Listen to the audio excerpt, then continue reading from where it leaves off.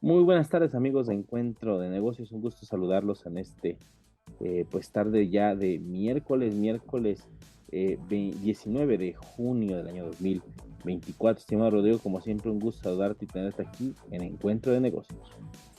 Muy buenas tardes, mi estimado Brian. Un gusto una vez más poder estar aquí contigo. Estimado Rodrigo, pues es mitad de semana, como siempre aquí Encuentro de Negocios con toda la información de economía y finanzas. Platícanos la bolsa, cómo se comporta en esta mitad de mes, que casi ya por iniciar el fin de mes de junio, estimado. Sí, estimado, esta semana tanto Estados Unidos, la parte del Dow Jones como la Bolsa Mexicana de Valores tuvieron un rendimiento negativo, ligeramente a la baja, prácticamente plano, muy de toma de utilidades. Esa es la realidad, una toma de utilidades. Sin embargo, estimado, algo bastante interesante es que tuvimos varios récords, tanto en S&P 500 y el Nasdaq rompen récords históricos, van al alza. Entonces los mercados en Estados Unidos están muy activos, están dando mucho de qué hablar, están dando buenos resultados.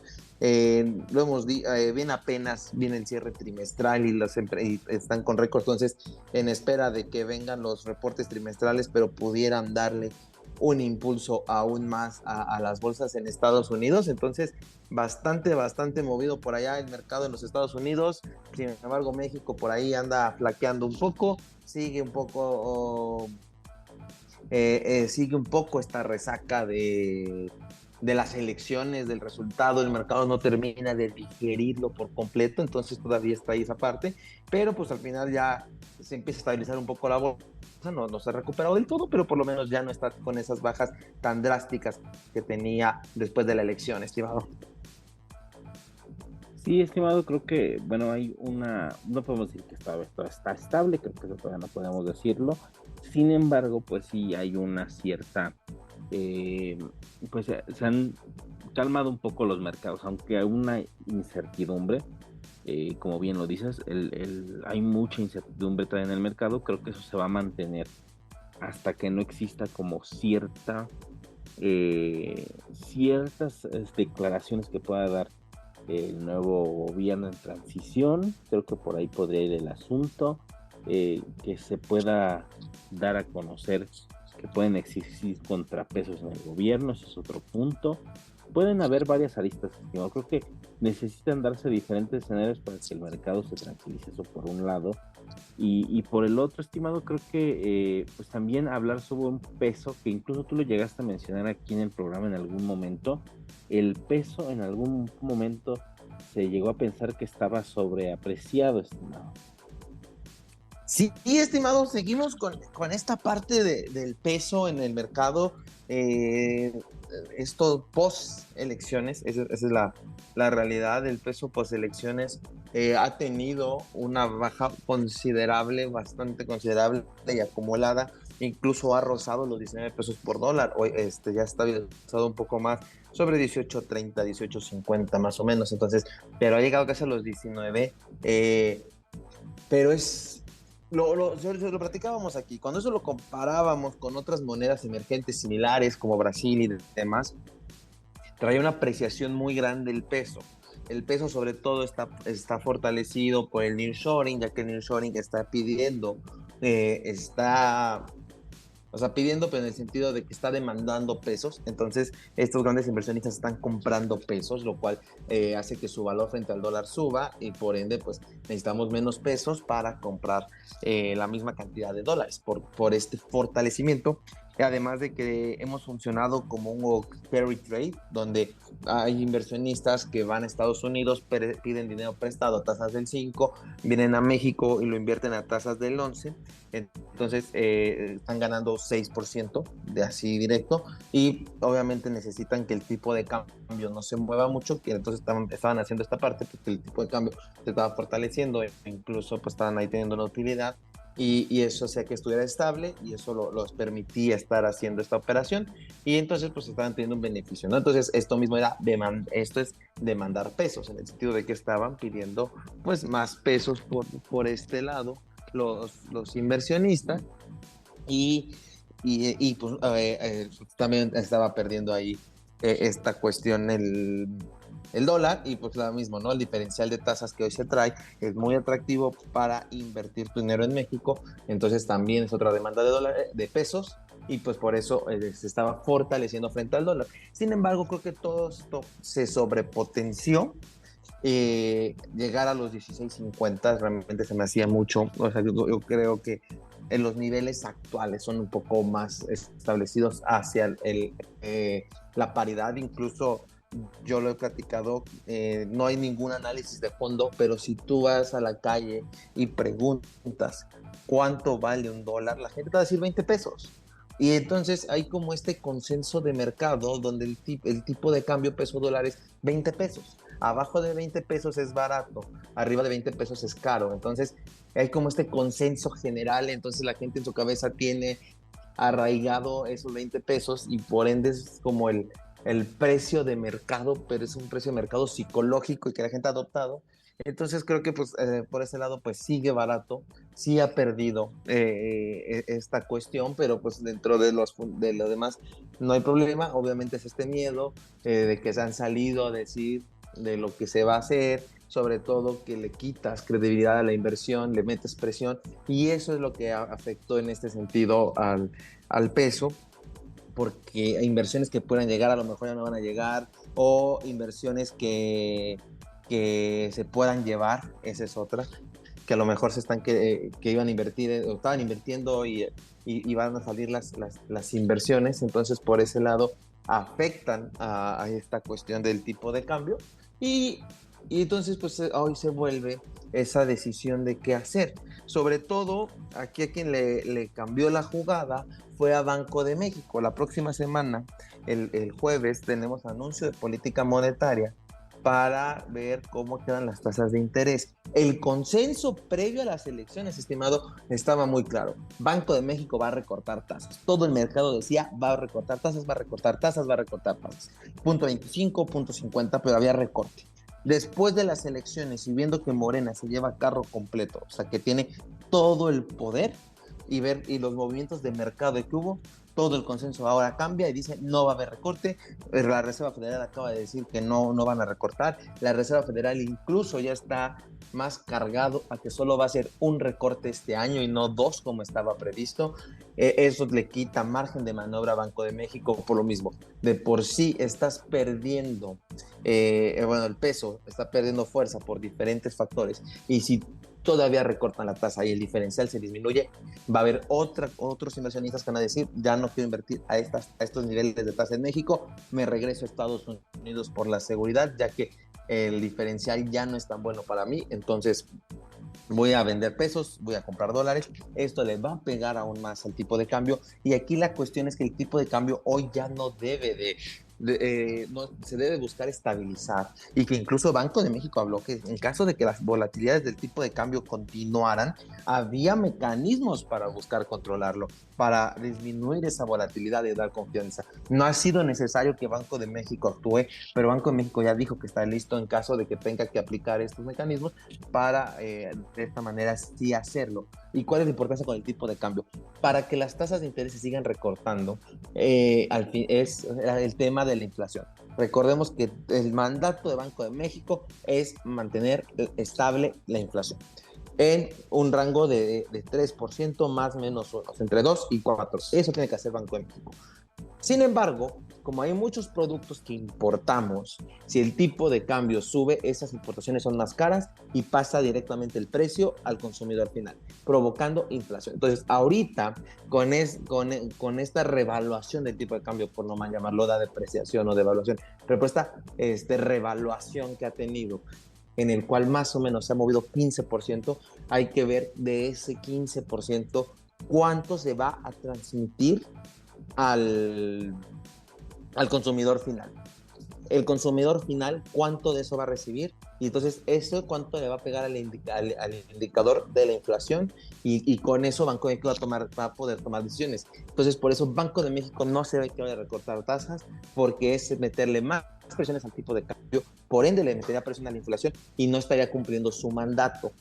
Además de que Banco de México publicó en sus últimas minutas donde ve que la inflación va a disminuir más lento de lo esperado. Ese es otro punto sumamente importante.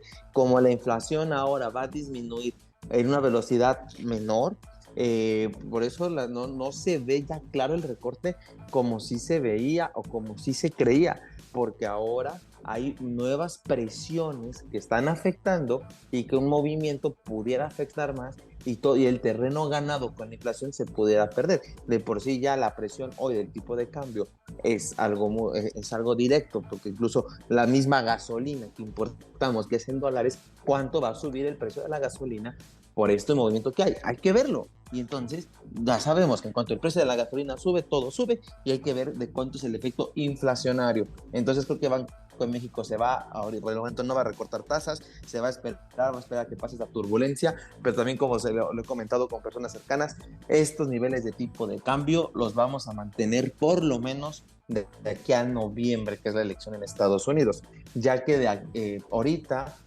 va a seguir este miedo de qué puede hacer Morena con el carro completo de aquí a septiembre, que tomen posesión los nuevos diputados, los nuevos senadores, donde prácticamente tienen mayoría calificada. Solo en el Senado le faltaron tres diputados, que no va a ser difícil que convenza a tres de votar para pasar las leyes y por ende lograr lo que ellos quieren, que al mercado no le gusta, algunas de ellas, hay otras que no hay ningún problema, pero hay unas en particular que al mercado no le gustan y si las pasan, entonces es este miedo de aquí a septiembre qué va a pasar, qué pueden autorizar, que le pueda afectar al mercado.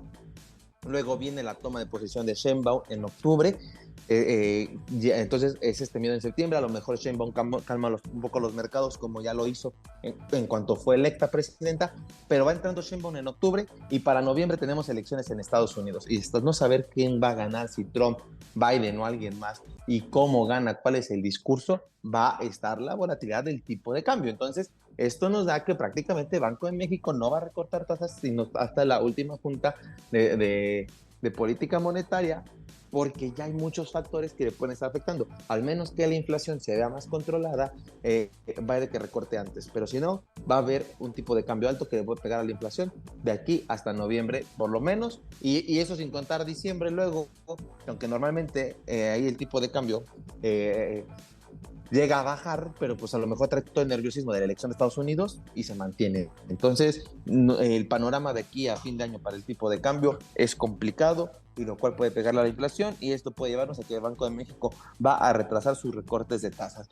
Vamos a ver qué pasa, pero ha sido increíble, estimado, como todo el año hablamos que era el año del recorte de tasas y solo hemos tenido uno y muy probablemente solo vamos a tener dos cuando ya nos hacemos con tasas del 8% de aquí a fin de año y parece que nos vamos a quedar sobre los 10.75, 10.50. Entonces está bastante interesante cómo el mercado ha dado la vuelta totalmente a lo que se parecía que era un hecho, todavía parece estar muy lejos, estimado.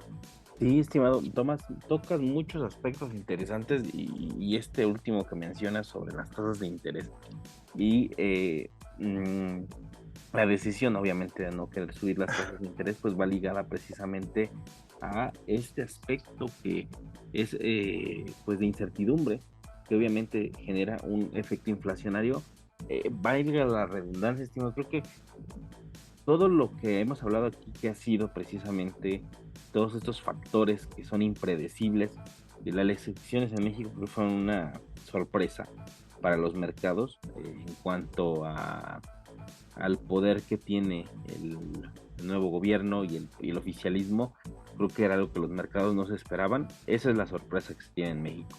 En Europa estamos viendo que la ultraderecha está comenzando a ganar terreno de una manera pues sumamente acelerada, estimado, algo que tampoco se veía venir, o sea, no se veía venir a una ultraderecha que fuera a ganar de elecciones y eso provocara también pues un momento también de total incertidumbre porque todavía no sabemos bien cómo se vaya a reconfigurar esta mapa geopolítico en Europa, porque ya hay comentarios que incluso ahorita lo veremos en la parte del programa sobre la cumbre que hubo del G7 y pues sí, estimado, creo que va a ser un año en el que pues precisamente cuando iniciaba el 2024 mencionamos y las tasas podrán llegar a estar menos del 10% ya con los recortes, empezamos a ver que la inflación no empezó a ceder, al contrario hubo pequeños aumentos luego llega la elección en México y vemos que pues eso tampoco favorece a los mercados. El Banco de México seguramente, como bien lo dices, no va a subir tasas de interés,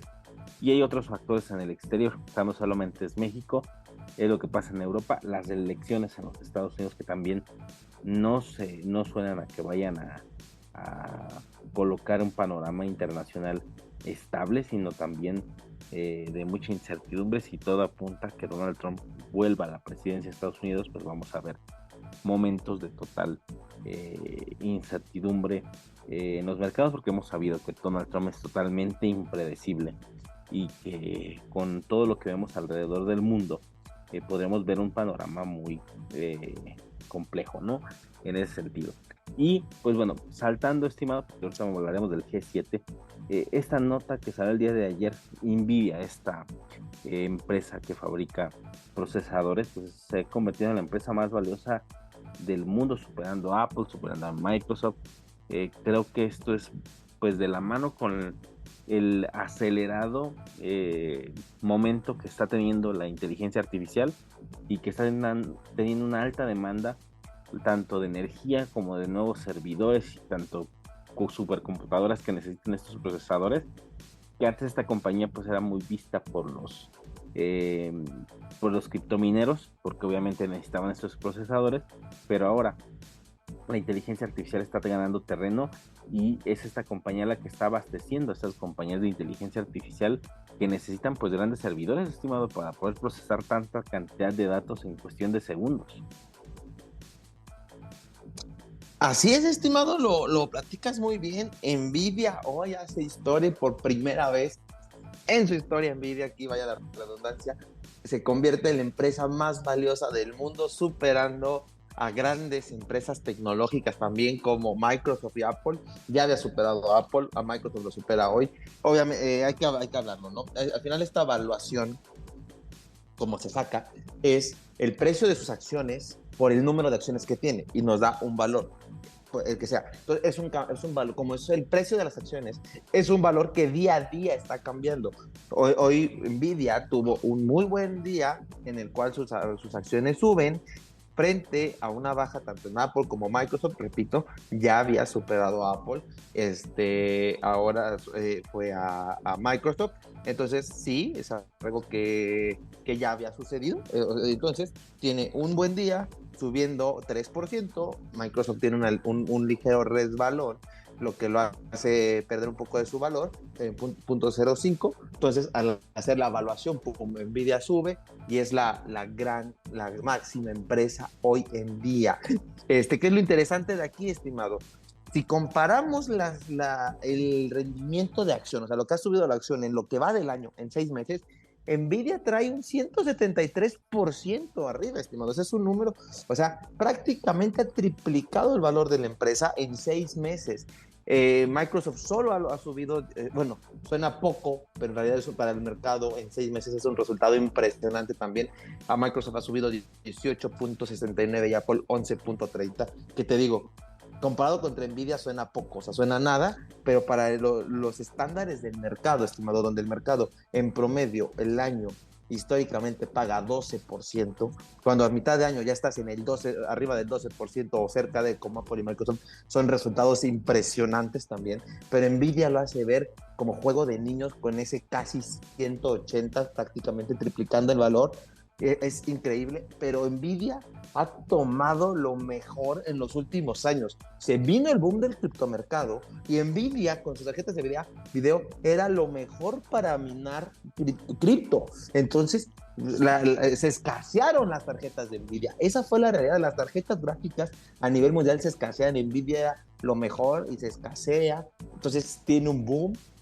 Viene la inteligencia artificial y nos damos cuenta que también para la inteligencia artificial necesitamos muchísima memoria gráfica. ¿Y quién la tiene? Que nada, Nvidia. Entonces Nvidia ahora se subió al mercado de las criptomonedas, ahora está en el mercado de la inteligencia artificial porque necesitamos mucha memoria gráfica para este tema, perdón. Y entonces pues Nvidia, y luego dicen que todavía viene mayor demanda de inteligencia artificial, se necesita más, pues entonces la proyección que trae Nvidia es tremendo. y entonces está ganando impresionante. Hay que aclarar, estos son resultados pasados no garantizan resultados futuros, y esto no es ninguna recomendación de inversión, simplemente estamos dando la nota con lo que está pasando, lo que está viendo el mercado, los analistas que dicen. Pero Nvidia simplemente ha sido 2 años fantásticos y los que le faltan, pero con esto la inteligencia artificial está desarrollándose increíble, estimado. Vamos a ver hasta dónde llega, pero casi triplicar su valor en lo que va del año es impresionante. Sí, estimado, porque en 10 años, ¿cómo ha cambiado el mundo? O sea, hace 10 años, Nvidia era una compañía que era, su mercado más grande era el de las compañías que crean consolas de videojuegos y las computadoras gamer, que era como un mercado que pues era modesto en crecimiento, pero modesto, pero no con este potencial, estimado, que en cuestión de menos de un año ha llevado a posicionar a esta compañía como de las más valiosas, porque prácticamente están produciendo algo que el mercado está sediento y hambriento de tarjetas gráficas. Por un lado, el criptomercado, que lo vimos en 2021, 2022, escaseaban las tarjetas gráficas. Y ahora estamos viendo que la inteligencia artificial pues está devorando tanto energía, porque está en otro tema que más adelante seguramente lo tocaremos, que está demandando mucha energía y pues obviamente computadoras con un potencial alto, con tarjetas gráficas y procesadores como los que tiene esta compañía, y por ende pues se coloca como una compañía que es indispensable para pues el día a día, si lo podemos decir así, en el mundo de la tecnología, estimado, que como siempre también nos viene a sorprender, estimado. Y para cerrar, estimado, hablemos sobre el G7, este grupo de las 7 economías más grandes del mundo, que en un momento fue el G8, pero expulsaron a Rusia hace 10 años con la anexión de Crimea, precisamente de pues esta adhesión que era de Ucrania, y se la anexionó Rusia, y pues bueno, fue expulsado. Y esta reunión del G7, donde reúne estos 7 potencias más grandes del mundo, que lidera Estados Unidos, Francia, Canadá, Japón, sus aliados, principalmente Alemania, pues se reúnen para tocar temas de la agenda global, entre ellos, y uno de los más importantes, la guerra en Ucrania, cómo contrarrestar, seguir apoyando a Ucrania, debilitar a Rusia, ser un contrapeso contra los chinos, estimado. Pero llegan a esta reunión del G7, pero cada uno de los países tiene sus propios problemas en casa, estimado. La semana pasada hablábamos de Francia y el nerviosismo de Emmanuel Macron con la ultraderecha, tocándole la puerta. Lo mismo pasa en Alemania. Estados Unidos tiene sus propios problemas respecto a hacia la inflación, problemas de migración, las elecciones próximas en los Estados Unidos, un Joe Biden que definitivamente cada vez que se muestra, incluso en la misma cumbre del G7, se le mostró desorientado, sin liderazgo y sin fuerza, pues le alimenta cada vez más a su contrincante, que es Donald Trump.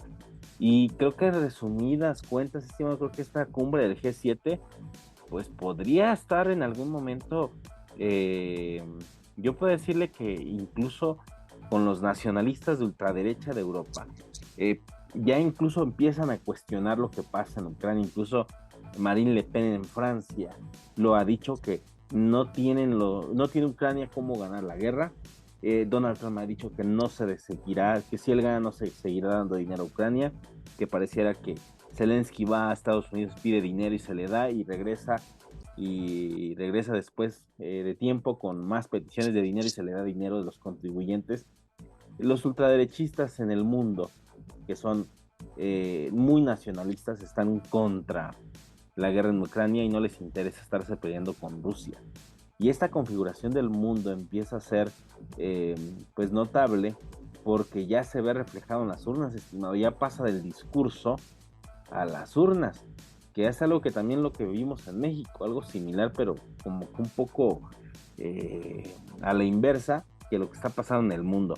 Pero pareciera que esta cumbre del G7, más que pensar que va a aportar algo al mundo, pues creo que genera incertidumbre, estimado, y también pues creo que muestra una especie pues incógnitas de qué va a pasar de los mismos protagonistas que en esa cumbre estuvieron hace unos días reunidos, estimado. Así es, estimado, como lo dices muy bien, o sea, no sabemos también, el mundo, lo hemos dicho, ¿no? Ha estado pendiente de un hilo, ha estado complicado, ha estado con muchas decisiones y justamente algo que se hablaba mucho de este año es el año fuertemente electoral donde se decía que más de la mitad del mundo iba a estar en votaciones, desde México, China, Estados Unidos, países mega diversos, mega poblados, y entonces justamente Europa, entonces vemos el efecto de todas estas elecciones a nivel mundial, cómo se están comportando, qué están haciendo, cómo está cambiando el panorama geopolítico, el panorama económico, porque hay posturas muy radicales hoy en el mundo. Hoy en el mundo, en cuestión política, hay muy poco gris. Es blanco o negro, o sea, hay mucho extremo. Lo vimos en México, lo estamos viendo en Europa, lo estamos viendo en Estados Unidos. La política hoy está polarizada prácticamente. Empieza a haber otra vez esta lucha de modelo económico, si un modelo económico más compartido, un modelo económico capitalista como lo conocemos. Eso es lo que hoy se está votando en las urnas, o ese es el discurso que escuchamos. Y justamente eso pasa, si cambia el poder, cambia, como estamos tan polarizados, cambia justamente lo que se está haciendo. Como es Ucrania ya no va a recibir apoyo si gana Donald Trump. La cuestión del apoyo en Europa se está viendo frágil hacia Ucrania. Entonces, eso es lo que está trayendo esta polarización, que los grandes países tampoco se salvan.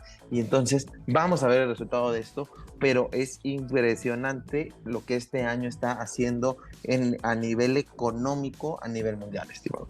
Así es, un mundo totalmente incierto, cambiante, bien lo dijimos aquí, lo hemos dicho, todo este panorama está totalmente cambiante, así seguirá siendo, nos va a seguir sorprendiendo, lo hemos dicho aquí durante los últimos 3 años después de la pandemia, esto no es nada predecible, el mundo es totalmente cambiante y esos cambios pues los veremos reflejados o los vemos reflejados en cualquier instante, estimado. Pues llegamos a la parte final del programa, estimado. ¿Dónde te pueden encontrar en redes sociales? Claro, estimados, estoy tanto en Facebook como Instagram como @Rodrigo Ortiz Consultor, y ahí les estoy publicando bastante información financiera de manera continua. Excelente, estimado, pues te agradezco que hayas estado con nosotros, nos escuchamos el próximo miércoles aquí en Encuentro de Negocios. Muchas gracias, estimado. Y de esta forma llegamos a la parte final de Encuentro de Negocios, le agradezco que haya estado con nosotros, nos escuchamos el próximo martes aquí en el Radio Nicolaita y a través del podcast. Yo soy Brian Ramírez, recuerden, somos el único programa especializado en temas de negocios de la ciudad. Hasta la próxima.